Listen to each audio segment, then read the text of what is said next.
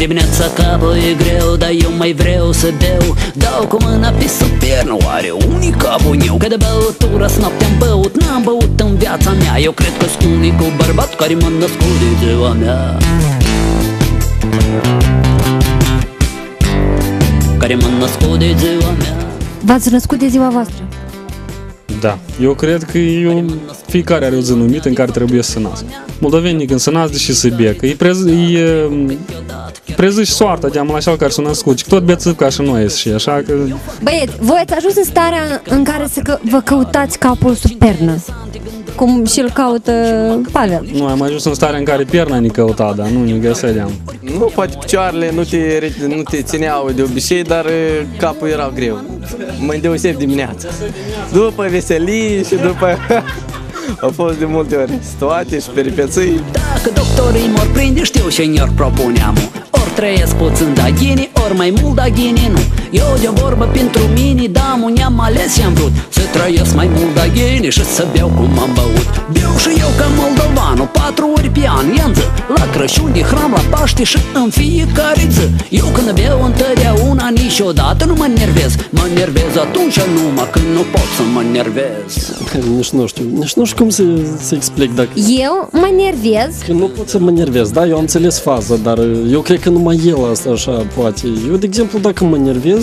Ești enervat. Da, eu sunt enervat, dar el dacă se nervează, dar nu poate să se nerveze, sau se nervează atunci când nu poate să se nerveze, el deja clar că nu mai poate, dacă cad capul sub piernă, cum să se nerveze. Mă nervez, dar nu pot să mă nervez. Nu cum, de exemplu, eu pot să mă nervez pentru că nu pot să mă nervez. Dar nu de ce, că mă nervez, că nu pot să mă nervez pe ceva. Când dau din bar să într-o afară și încep cu umbra să mă întrec. Eu înțeleg, încep să înțeleg că nică nu înțeleg. Dar principalul important că unde m-am pornit m-am dus. Și dacă am ajuns acasă, acasă înseamnă că am ajuns. Chiar des mă întrebe tata unde am fost, să-i spun și ce-am făcut. Am băut la bar cu ghiță, și dacă am băut. Și cu fetele am băut și unde am fost mă duc. Și mâine știi ce-am mai făcut cu fetele, tată? Rușenie. Băieți, în videoclipul ăsta este și Cleopatra. Cum credeți? Este bine să fiu un copilaș atunci într-un videoclip în care se cântă despre eu beau? Dacă o pus, înseamnă că trebuie. Doamne, și se întâmplă aici, de să de multe feti. Oare în seara asta am să dovedesc să beau cu tăti? Cred că da, pentru că eu întotdeauna dovedesc înaintea lor de ei și după dânsele să ies. Mă rog, așa e lucrat o leacă de băieți. Care băieți? Care au stat în spatele camerelor. Dar ideea e bună. Cam fiecare om, eu cred că la ziua lui cam așa mergi. Cam mergi pe gard, ține de drum, cam asta e ideea, da. Totul e rotativ.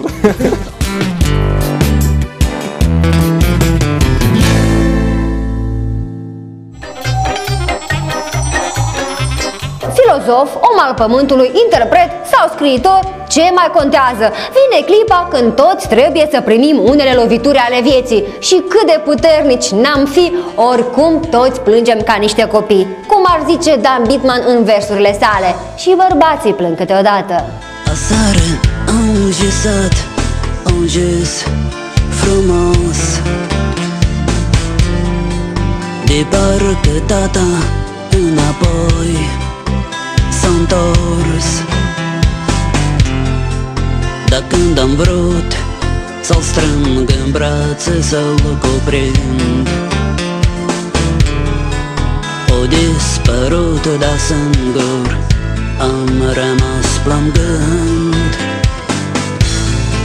Și mult am vrut să-i spun, dar nu i-am spus.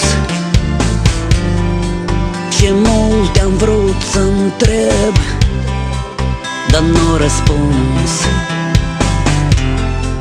Și într-o secundă am sămățit atâta rost, dar el a dispărut, de parcă nici n-a fost. Și văd că aici își se amintește de dânsul cam trist. Și vreau eu să spun că toți de obicei, după și pierdem pe cineva drag, adică, mă rog, îi simțim lipsa. În special părinții, pentru că ne-au dărât educația și de multe ori spunem mai gine mă bătea mai tare decât m-a bătut, că mai bună treabă era să fac. Ai plâns ascultând melodia asta tu? Da, a fost de câteva ori. Nu, n-am plâns, doar l-am ascultat fugitiv, n-am vrut să-l mai ascult. De ce? Dramatic, Îți venea să plângi. da, deci normal. Ceea ce a încercat el să aducă la cunoștința tuturor, eu deja am simțit pe pielea mea. Vreți să mă credeți cât îl văd eu pe dânsul așa un om de făcut și adică bărbat destul de bine, eu văd totuși un om sufletist în trânsul, adică care poți să-l bați și să-l bați și el n-ar să plângă, dar dacă îl atingi ceva de suflet, adică el poate să plângă ca o fată mare. Tată, asta-i prima dată în viața mea când cred în ce nu-i drept. Știu că nu smetel și înțeleg că niciodată n-ai să te întorci, dar te aștept. Poate alții te-au uitat de mult, dar la mama, sora, fratele eu știu precis că de când te-ai dus de acasă ușa încă niciodată nu somnăchezi. Ceva ce țin sentimente personale. Cred că și-a visat tatăl, de ori, nu știu, în toate întâmplările lui din copilărie povestește despre tatăl lui, cam toate cântecele. Asta e ceva din suflet, ceea ce a trăit el în viața sa. Cu pierdere foarte mare a tatălui său.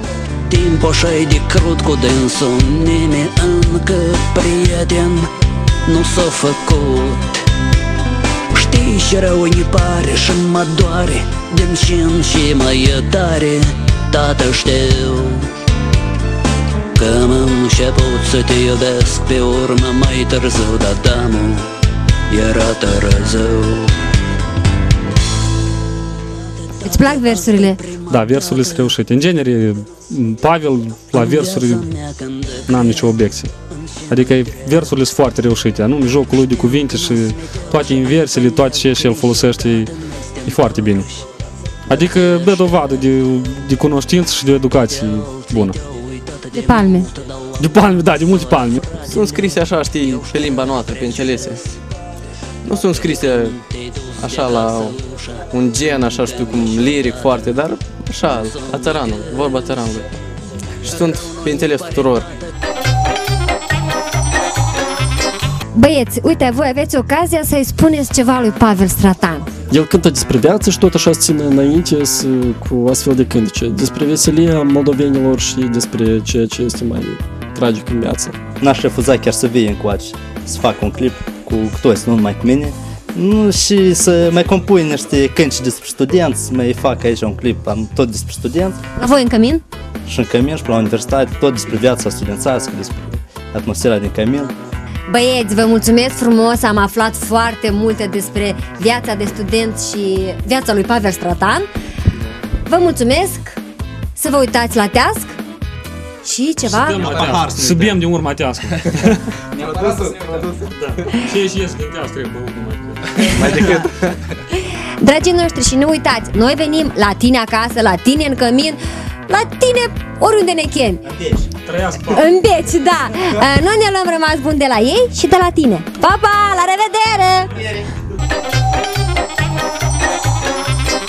Unul după altul, așa curge câte un videoclip și nici nu mi-am dat seama când a trebuit să-mi iau rămas bun de la bravii băieți care se țin de bine cu pământul, dar și cu filozofia vinului. Eu v-am dat un bizu și ne vedem data viitoare la tine acasă. Dacă vrei să ne invitați, ne sun la numerele afișate pe ecran. Pa, pa! Înseamnă că nu suntem noi atât de luminați să-l înțelegem nici pe Pavel, nici pe regizorul său. Nu aș spune corect, adică nu ați spus corect noi, adică nu suntem la plural. Eu și cu tine, că eu tot n-am înțeles. Nu, eu pentru mine aș spune, adică am spus părerea mea. Fără nireasă, numai băieți așa și așa, o nu dați și așa frumos. Da, pe urmă nireasa, după ce ne bătăm, numai nireasa și așa. Unul pe altul. Ai, nu chiar așa. Găsim una comună. Una comună, băieți! Faci muserele și tot și să mai grăim. Tot ia interviu de la mine, de la prietenul meu, dar tu niciodată nu spui ce părere ai tu asupra acestui video. Păi eu vă interviu, nu voi. Sigur, da, dar poate telespectatorii vor să afle și părerea ta. Eu? Eu las să facă Pavel ce vrea, fiindcă fiecare dintre noi știe să facă ce trebuie și cum trebuie.